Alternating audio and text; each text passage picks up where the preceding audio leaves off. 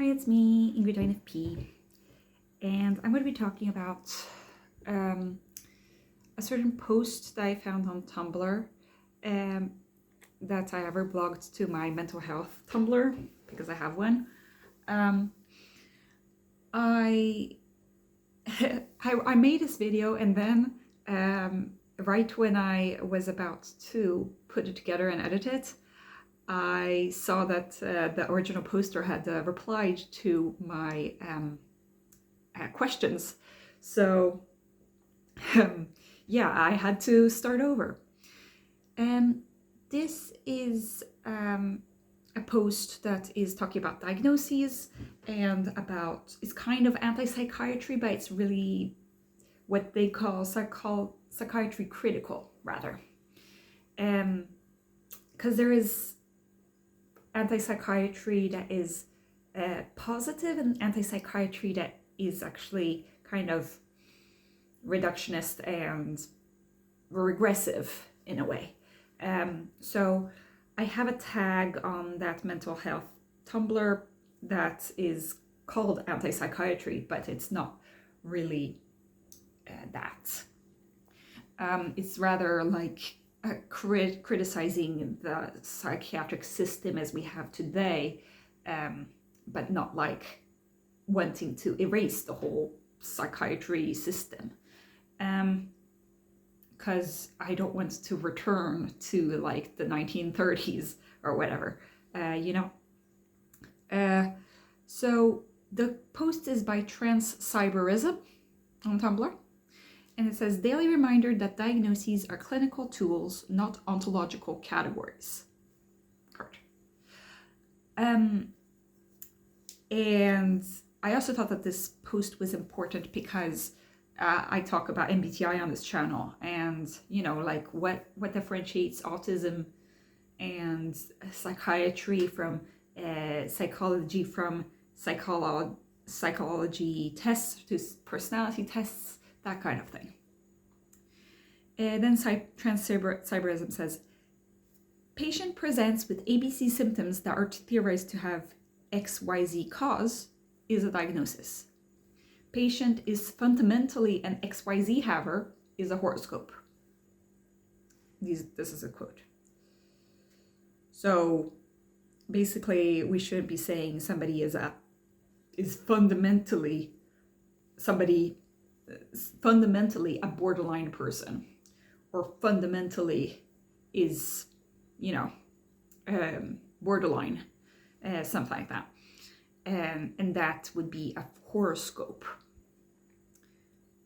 I don't know if it means like it's kind of a stereotype, but I think it's also because psychiatry is such a vague field of science that there is no proof that these concepts that we have of these mental health diagnoses even exist, like physically in our brains. There is no blood test to see if somebody has depression. It's just through a combination of symptoms that are observed from the outside. Very subjective experiences we're trying to objectively look at them, which is impossible. So I get that, and I see that, and so it's supposed to be a tool rather than, so it's supposed to be a clinical tool, rather than like that this is how this person is, rather than using it as a tool rather than a way of saying that this is how people are. Which, doesn't that remind you a little bit of MBTI? A little bit of how, people who are into MBTI, like me, say, oh, it's a useful tool, but it doesn't like say that all ESTJs are like this, We kind of walk that line quite a lot on my channel, I realize. And it's not bad or good, it's just, it's difficult to wrap our heads around these concepts sometimes. Then transcyberism goes, also, generally, and in psychology in particular, modern best practices are not just framed around the symptoms, but the patient's complaints. If the patient says, yeah, I hear voices sometimes, but they're my friends and they help me do things, and a patient is able to meet their needs, goals in life, career, relationships, physical health, etc., that does not meet the criteria for a disorder because there is no complaint there. Nothing is wrong and the patient is fine. They're just a bit odd. People can be odd. And this is where the post ended when I was going to make this video. And so I agree on certain points and I disagree with other points. Yes, sometimes we should just go back to like, okay, people can be odd, people can be eccentric, people can have different experiences of life, and that doesn't mean that they have a diagnosis. Why should we pathologize something that is, outside of the norm? That's kind of bad, actually. To say that anything that is, a quirk is like bad and needs to be treated, even though it doesn't affect the person themselves. But actually, that is kind of what the DSM-5 is already saying, that you need to have loss of functioning in several areas of your life in order to qualify for mental health diagnoses. It says, like in every diagnosis almost, I think, that you need to have, that these symptoms, and also notice that what they're called symptoms, like, are these symptoms or are these preferences? Are these traits? Are these, I don't have the answer to these questions. Nobody really does. But we're going to call them symptoms. And these symptoms have to lead to a deficit, a loss of function in these areas.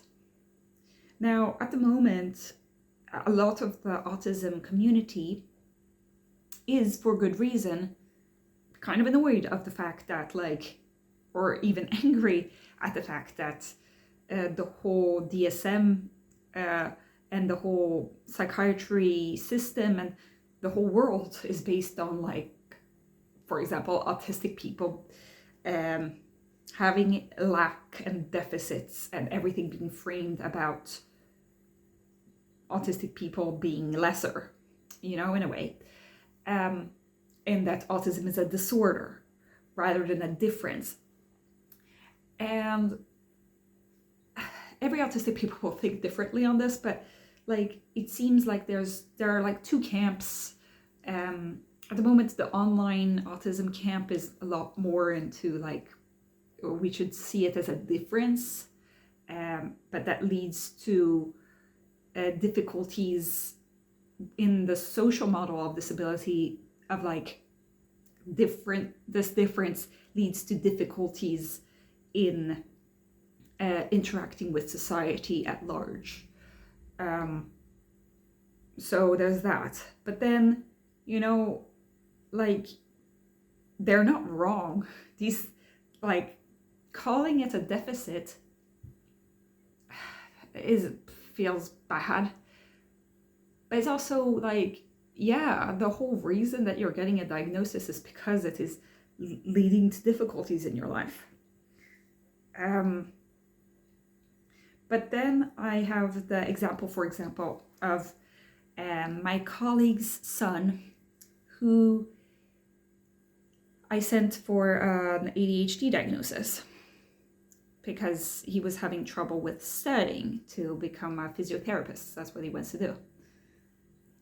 And he was feeling stressed out at work. However, a lot of people feel stressed out at work and a lot of people have trouble studying. So that wasn't enough of a loss of function for him to receive an ADHD diagnosis. Now, I still find that it's kind of jarring and weird because what happened is that this guy, they said that he had ADHD as a child and now doesn't have it anymore because he doesn't come up to the criteria, which is strange, And is it because his life is so accommodated around him, he has a life that fits him, so he doesn't have deficits anymore. Has that magically changed his neurology? You know, I don't think so. I think that his neurology is an ADHD neurology, you know, but he doesn't fulfill the criteria of an ADHD diagnosis anymore. But what if this guy suddenly loses his job or something, you know, or that he has to leave and he has to, you know, he falls in love, I don't know, and then has to move to a different country or something, you know? Anybody might have difficulty with that, you know, because of a different culture and such. But would he be more affected because he has ADHD? Maybe he'd manage even better, you know, I don't know. But I'm just saying that, would he suddenly get ADHD again if he started struggling because of symptoms of ADHD that have been covered up through all of the accommodations and the strategies that he's found? I don't know, you know? Does that mean, is ADHD innate or is it depending on the social, you know? So that's why you can't totally be into the social model of disability, because the medical model is still slightly important, you know? And I don't really know if it's society that makes us disabled or if there's a part that is a health issue, you know? Because if it is still a health issue, then it can still be a diagnosis. If there's no health issue, then it's not a diagnosis. Does that mean that it's a personality? Does that mean that autism will suddenly become like a personality type? Like, maybe in the future, there is this thing going on, this theory of, like, for example, personality disorders would be more in the future, instead of like putting people into categories because of that they fit a certain amount of criteria, rather that the criteria would be put in terms of scales of, like, kind of like in BTI scales, where you would have introvert on one side and extrovert on the other side, and then you'd have maybe, you know, conscientiousness, but like on both sides of the scale would maybe be positive stuff, you know? For example, are you rather a person who prefers to have everything planned beforehand, or are you rather a spontaneous person? You know, that sounds like a personality test, but you might get a certain constellation which might look like more people with autism might have that kind of constellation rather than neurotypical people. I don't know if that's maybe how they would diagnose things in the future. I don't know. Is autism a personality type? No, but it's kind of these traits which together leads to a diagnosis, at least nowadays. I don't know, if we're trying to leave the term of deficits behind, are we really helping ourselves? I don't know. If we're trying to leave the term of diagnoses behind, are we helping ourselves as well? I don't know, because for me, autism has been helpful. And that is where I get to my tags on this post. So I tag this as anti-psychiatry because I have that tag. That tag doesn't mean that, like, this post is, you know, a lot of anti-psychiatry is like anti, you know, some people in the anti-psychiatry world are, you know, people who think that depression is fake. You know, I'm not one of those people. This is another kind of anti-psychiatry. And I found that it was interesting what this person calls it, psychiatry-critical, which I find that it's actually a really good term to use. Maybe I'll change my tag. But so I call this I put hashtag DSM-5 discourse. Hashtag discourse, hashtag autism, hashtag. I agree, but like there's nuance. Hashtag. My autism diagnosis was important to have words for my experience, work accommodations, and hopefully more specific therapy. Hashtag, I have low support needs and manage most stuff without help, but I would still say autism makes my life difficult. Then transcyberism actually replied to this. I do want to clarify that yes, this is what I mean by diagnoses are clinical tools. In an ideal world, the purpose of healthcare should be to improve patients' quality of life while preserving or enhancing their autonomy, dignity, and right to self-determination. Many authors have noted that the current psychiatric establishment falls short of this ideal in many key ways, but the concept of a diagnosis does not inherently contradict it. A patient who wants and benefits from accommodations, pharmaceutical treatment, etc., can find utility from a diagnosis, even under a psychiatry-critical framework, precisely because diagnoses should only be used for the purposes of consensual health wellness interactions. And let me just see. And so this person tagged it, but then the tags disappeared once I reblogged it. So I need to actually look here. And then I replied afterwards that, oh, I realized that it's not quite right. I need to look at the actual reblog of it here. Then this person put, this is why I prefer psychiatry-critical over anti-psychiatry, to be honest, because there are a lot of people who want and benefit from psychiatric treatment. It's a system that needs drastic reform, in my opinion, not elimination. See also Medicalisation of Normal Function and the Definition of Health by Quill Kukla. So I haven't looked at that, but I will, for a take I strongly agree with. Also note I'm using a very broad definition of health wellness intervention that takes a holistic approach to patient quality of life. So workplace accommodations fall within that way I'm saying it. That was the discussion. I started to think, like, would it make psychiatry more humane or would it make it more inhumane if different, like if autism, ADHD, and personality disorders were more focused on difference rather than diagnosis and deficit? Would, like, I don't really know how to explain this, but saying that somebody has an autistic personality does not ring right, It does not sound good. It's kind of like we're profiling people and stereotyping them. But these are labels and these are diagnostic labels. Is that much worse than saying that somebody has a deficit and that they're lacking? I don't know, But saying like a certain personality type is wrong is also awful, So I don't have the answers, but it is important to think about these things.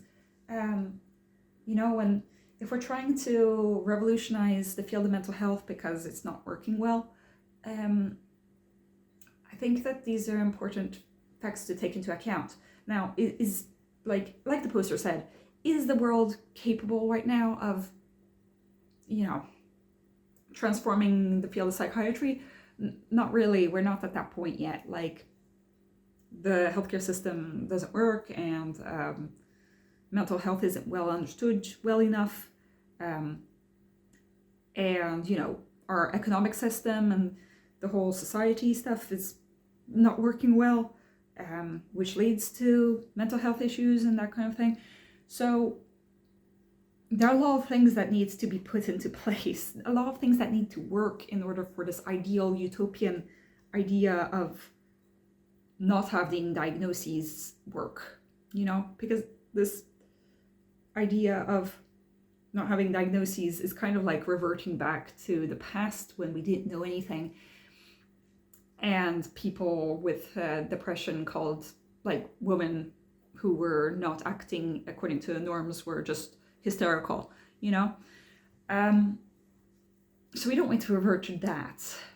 At the same time, does everything need a diagnosis? I don't know. I think that diagnoses can be good, but a lot of things are just people being odd, and that's okay to be odd. And these symptoms might not actually be symptoms of anything. They're just symptoms of being alive, I guess. A lot of people will talk to themselves, like I talk to myself, and that's not a sign of anything wrong or pathological with me. For example, my synesthesia. Okay, my synesthesia isn't a medical diagnosis, but it is considered a symptom of autism, actually. But depending on who you talk to, synesthesia is a neurological condition. I don't know. Is it just a fact that happens sometimes in people's brains? It does not lead to any difficulties for me, but some people with synesthesia maybe get overwhelmed by synesthesia and would rather not have it. I don't know. Most people with synesthesia, it seems from the studies, seem to enjoy their synesthesia, and they find that it gives them more richness in their life. But some people might be extremely disturbed by the synesthesia.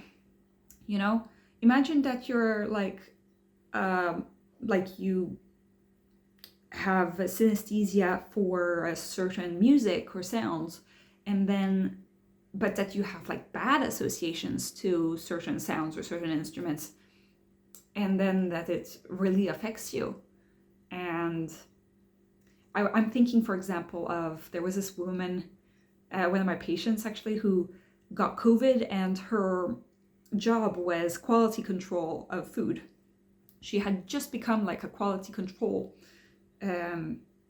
worker, and suddenly she lost her sense of smell, and then everything smelled like garbage. Like, we don't have a diagnosis for that at the moment. The diagnosis is COVID, post-COVID. You could call it anosmia, I think, where you lack a sense of smell. But that is really affecting this person, because she lost her job because of this symptom of COVID. But what if her new associations for smell were completely different, and that's, she had some other loss. It's very difficult to say what is a loss of function sometimes, and what is a diagnosis, and what is just, is it a condition? Is it a difference? And I think that it is very important for communities to have a certain language and a certain way of discussing things, because it leads to a shared understanding of what this thing is. However, there are so many different experiences that you can't possibly experience, like, you can't understand all of the perspectives, and there will be some perspectives that will be left out. So I was thinking, for example, of the fact that I talk a lot about how I am stressed out by the expectations of me to do all the things like a neurotypical would, because I grew up with all these expectations on me to be successful, because a lot of people thought that I could be successful. However, a lot of people in my comments have been told that they would never be successful, and that's unfortunate. But therefore, when they hear me say, I don't want people placing expectations on me, or I need to decide to not do certain things because I don't think I can do them, then they get, like, you know, their experience is that, no, don't put limits on yourself. That is going to hurt you in your life, because that's what happened to them, you know. And so our autism is, you know, or everything is affected by everything that you've been through. And so we can have totally different experiences while having the same diagnosis, you know. And we might need to think of our lives completely different ways. So some people want to see autism as a difference, and some people want to see it as a deficit. Some people want a cure because they are suffering so greatly because of autism. And some people, like me, are scared of people finding a cure, because that would mean less diversity of neurotypes, you know. And none of us are wrong, really.